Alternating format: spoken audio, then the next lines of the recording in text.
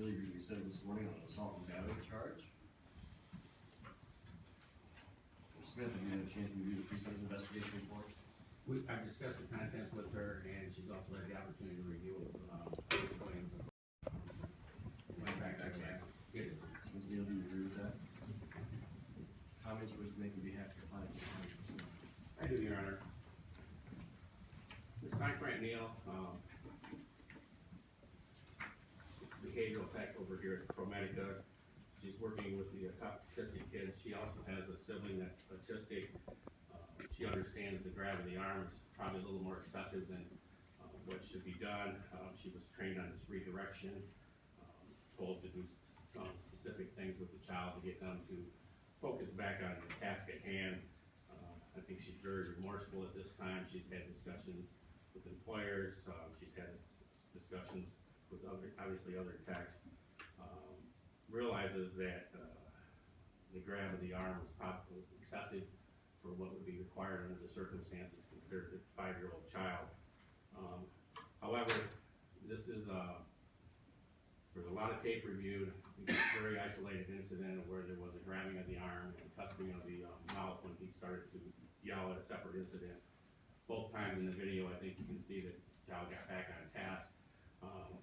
It's just our opinion. We don't really believe that incarceration is going to change anything that happened. It's not going to change her behaviors any further. I mean, she's really every time I've talked to her, she's been very remorseful concerning the circumstances, regrets that the incident that's occurred, wish that there would have been more supervision for them in the work environment themselves.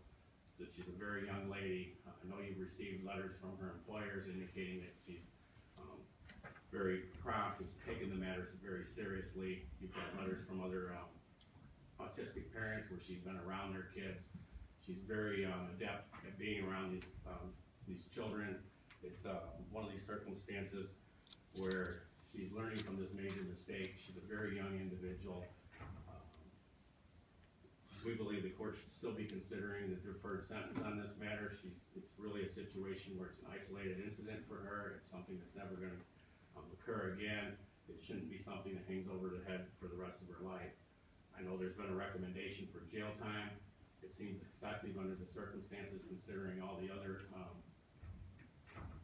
matters that would come before this court.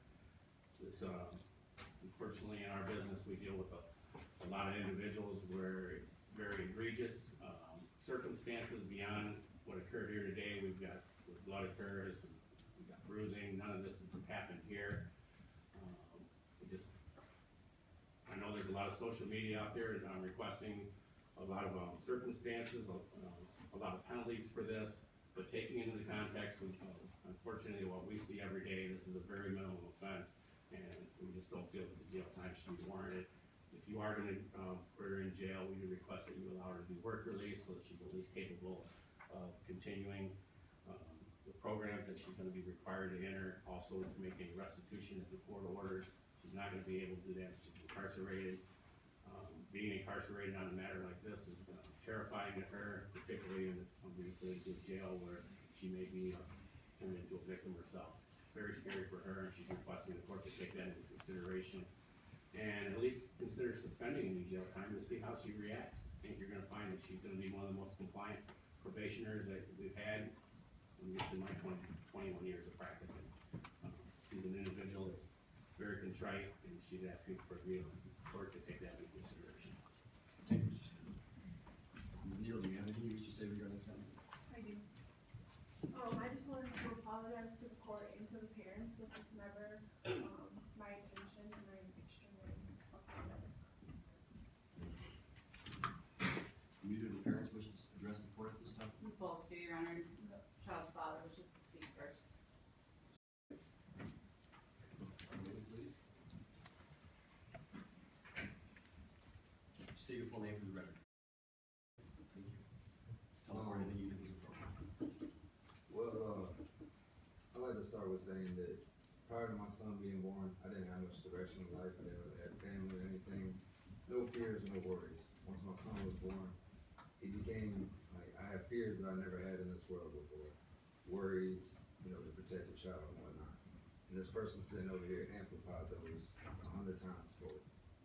And to sit here and say, you know, one, that you were trained that way to do that, I know that nobody says smacking somebody straight across the face and striking them, slamming them into a table. If I did that to anybody in this room, I'd be locked up right here now. If I smacked her across the face the way she did my son, I'd be locked up. And, you know, she can sit here and say she's sorry, but she's sorry she got caught. She ain't sorry for what she did. She didn't stress or worry about this like he just said she did. He sits here and says that, you know, she's been feeling really bad and it's really affected her. She's online talking about, can I get a pressure washer to pressure my house? And she's getting married and all this crap. She don't care about us. She don't care about the kids that she did it to. She don't care about anybody's time that she wasted. She's sorry that she got caught and that's it. If she was sorry and she had any kind of, anything inside of her eating away at her for this, this wouldn't have been we caught this person doing this. She would have brought it forward and said, I made a mistake and it's eating me inside. This is what I did, and she would have brought it to the light. Had she never been caught, this would have still been going on. Same thing with her two little friends. They're not sorry for what they did, they're sorry for getting busted. That, you can sit here and say, I've seen online where family members of her and all them are saying there's two sides to every story. How does that even begin to make logical sense? Are you trying to tell me there's two sides of the story, so what? You felt like my 5-year-old autistic son was gonna physically assault you, so you had to assault him first? Or was he just such a horrible person, antagonizing you so much that you had to do something to him? There is no two sides. Just the idea of that is a slap in the face. And also to say that there's two sides to every story. And when every victim that was chosen were children who can't speak for themselves or defend themselves, that's a slap in the face right there alone. Because you're saying, oh, well, this is my side of the story, ask them theirs. Oh, that's right, I pick kids who can't even talk to smack on and beat on. And my son, just like pretty much anybody on the spectrum you can meet, there's somebody who has no malicious bone in their body. My son, I grew up with spankings and whoopings, and I believe in that. And I've never had to do it to my own son. Because my son, when he does something by accident or something that he shouldn't do, just by letting him know that you shouldn't have done that, my son will literally drop to tears and break down. It literally breaks his heart, just the idea that you're upset with him or that things aren't smooth, that destroys who he is. So to sit here and say you gotta strike him or anything like that, that makes as much sense as 2 + 2 = 4. And if you say that you were trained to do that, you're trained to slam somebody who is 150 pounds lighter than you, who you tower over, you were trained to knock them out of their chairs and throw them to the ground, you were trained to slam them into a table, you were trained to squeeze around their mouth and tell them basically to shut up when they're crying because you're striking them over the face. Like, if that's the case, then whoever trained them needs to be in here facing the same charges. Like, I don't know how to explain that. Like I said, it's basically, you know what I mean? I don't know. You go and you watch video of somebody beating a kid, and then they walk around for like 8 months free. Sitting here talking about how they're the victims. Like, she talking about, she knows what it's like because she has a daughter or a sister with autism. I would look into that. How many times you smacked your sister around when she bothered you because you got a hangover or whatever else it is? You cross your eyes. If you didn't have a hangover, that means you just did it. Man, the point is, she's not sorry for what she did. She's sorry because she got caught. There ain't no remorse in this. And if we want to look at it as no jail time for a first offense kind of thing, if you steal something, if you do some theft or something like that, drug use, anything like that, all these things are against the law, but technically they're not. If I go to your house and steal something off your porch, I'm not physically hurting you. Should I be punished for that? Yeah. First offender kind of thing, I can see that. But when your first offense, when the very first thing you do wrong is assault another human being, especially a child, especially a special needs child, I don't see no first offense slap on the wrist for that. Like, you've already shown your start off point is a violent nature. And towards somebody who's completely innocent and can't do nothing against them. Like, that's not some, you know, she didn't steal something from Walmart. She shouldn't go to jail for, you know, a little slap on the wrist, go and do her little Orange is the New Black episode across the street. You know what I mean? If she sits here and her first thing she's doing is beating kids who can't even speak, what's the next thing she's gonna do? She's not sorry because she did anything, she's sorry because she got caught. Thank you.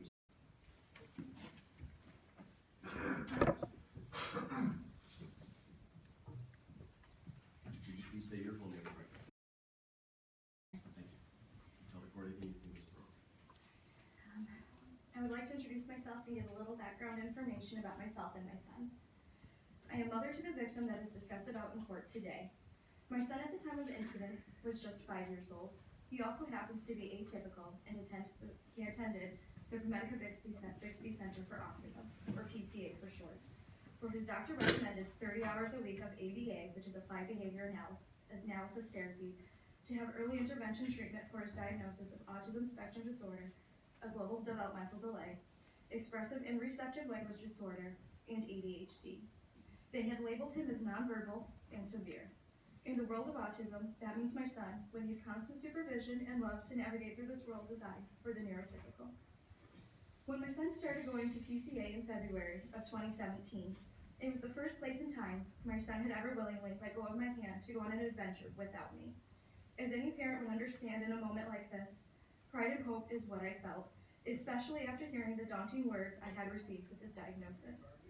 While in the beginning at PCA, I had noticed so many positive changes in my son. He had started to use a picture exchange form of communication, could identify parts of his body, and would sit in a chair for more than just a few seconds to top the list. I had noticed a change in my son around mid-spring of 2018. He had started to come home with many bruises, one of which was inflicted by Ashleigh Caitlin with a rocking chair. I do have a text message thread from the perpetrator over there. And overall, not being himself. It started out pretty benign, with being extra clingy and regression with skills he had already achieved, such as brushing his teeth, washing his hands, and using the bathroom at school, and trying most foods. By the time July was here, my son had reached a point where it can only be described as violent, aggressive, and depressed. He had started to hit, shove, elbow, kick, punch, and smash things into people's faces. He had also lost his natural love and curiosity towards learning, and also developed a high-pitched screech that was at a tone that can only be described as ear-piercing. Through many attempts of bringing this concern up to the lead BCBA, Melissa Schlotterer, BCBA stands for Board Certified Behavior Analysis, as well as most of the RBTs, which is Registered Behavior Technician in the medical field, which Ashleigh Caitlin was a part of. And every time these matters were brought up to a therapy center, it was always overlooked and told they had no idea why he was screaming and becoming very aggressive, along with him and his other classmates. On August 8th, when I picked up my son from school, I was informed that there was a staff member who was inappropriate with a student at PCA, and that the center was closed for an HR investigation.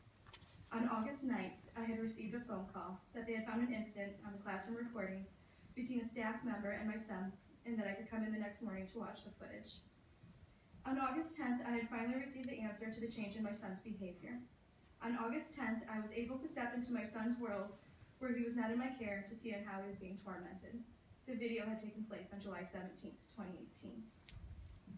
Through the videos that have been shown collectively through PCA Bixby and the Lenawee County prosecutors, I have been able to piece together a timeline of what that day looked like for my son. From the very start of his day, around 8 a.m., with Ashleigh Caitlin and NEILL.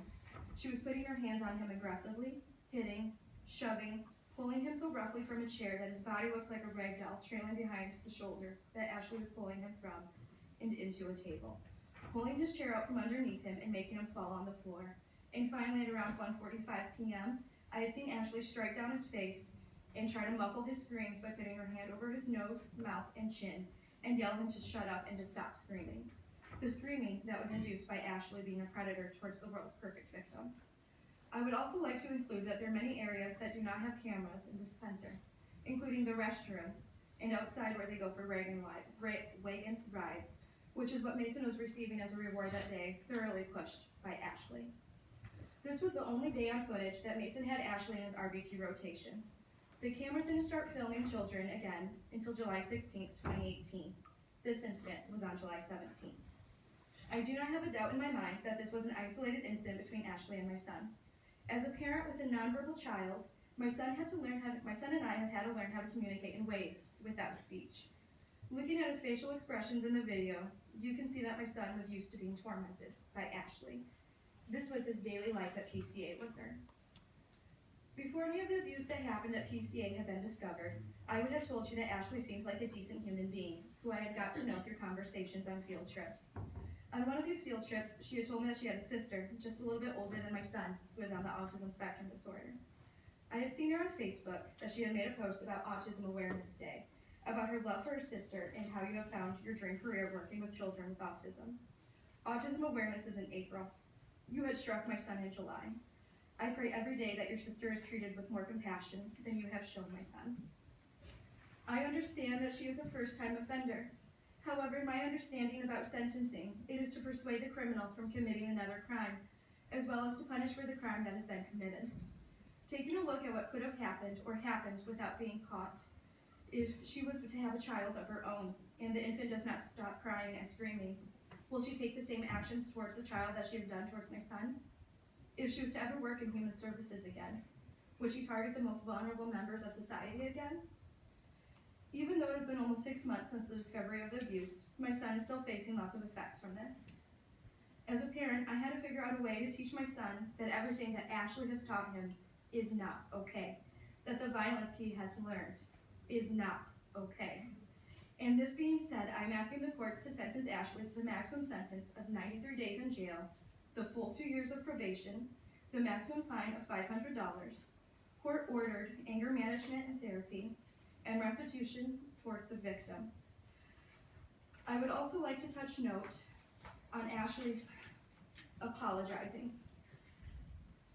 Just hours after I was pulled into ProMedica to watch the videos that she had with her actions of violence towards my son, I was sent on Facebook a 2-sentence apology.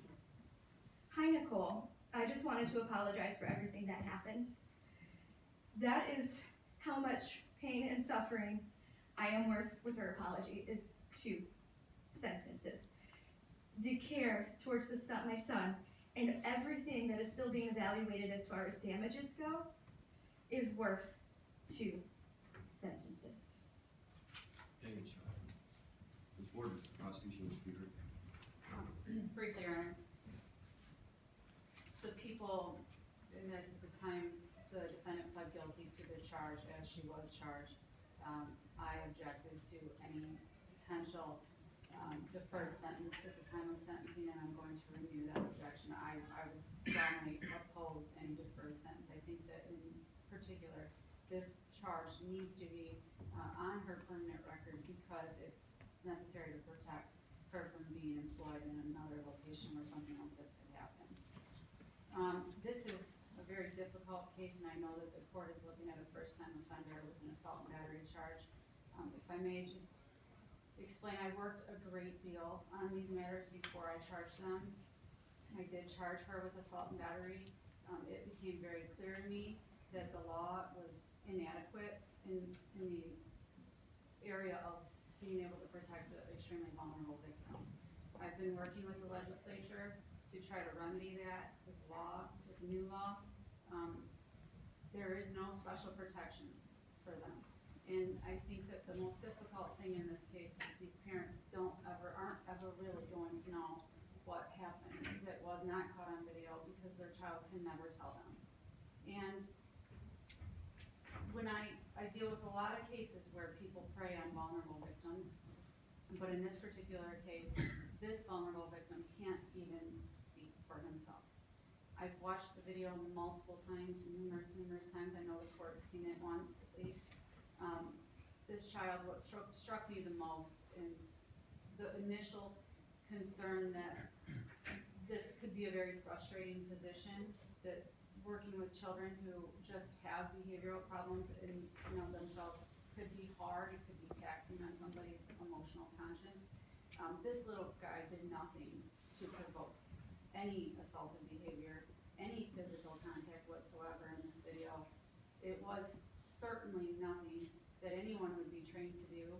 As part of my initial decision to charge, I requested the entirety of all ABA standards, what Bixby employed to use for corrective action. In no way, shape, or form is physical assault in this case, but physical contact like Ms. Sancrant did is all nowhere mentioned in part of the training. In fact, an expert has said quite the opposite, that this is absolutely outside protocol. So just with that being said, I know you have a difficult decision today because she is a first-time offender, But I think Mr. is correct. If the first offense is something like this, it calls for a greater penalty. And I support the recommendation from the probation department. Thank you, Mr. Smith, anything you wish to add to this? Just briefly, Your Honor. I know the, Adrian Police Department and Prosecutor Office reviewed a lot of video. From my understanding, they were talking over $1,000 of video. The only video that I've seen is a clip, I believe that the court has seen also, is just a clip where she's grabbed her, the boy by the arm and then cupped his mouth. I think based upon the length of the videos that have been watched and the isolated incident that occurred, I think it is an isolated incident. I think the court should take that into consideration. Thank you, Mr. Smith. Ms. Neal, anything else you wish to add?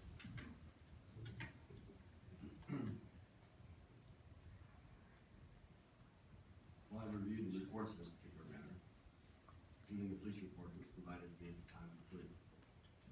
I've also reviewed the videotape. I would note the videotape is just not a snippet of the incidents that we're talking about. It have context that went with it. You see Ms. Neal working with this 5-year-old, working with letters and other things. You also notice that during parts of those times, she praises him for when he does good work. But what is very apparent also in these videos is that during the first incident, he becomes interested in a box of materials next to the desk where they were sitting at. He starts looking at it, paying attention to that. She brusquely pushes his face away with the back of her hand and arm. Later on, after more time passes, there's another incident. Physically grabs onto this 5-year-old's arm and yanks him up out of his chair. He reacts, starts to cry out. She forcibly places her hand across his mouth to shut him up.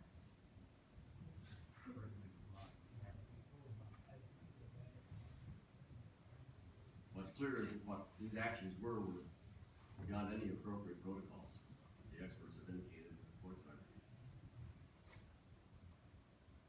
They're also beyond what anybody would naturally expect to be done, just as a normal, reasonable person.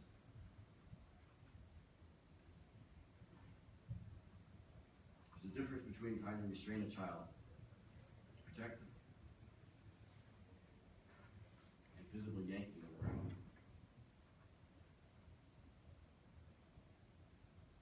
There are consequences for people's decisions. While other behavior may be admirable, this stands out. It's not being admirable. In fact, it's criminal. There are consequences for the decisions made and the actions that you make. And that's what we're here about today.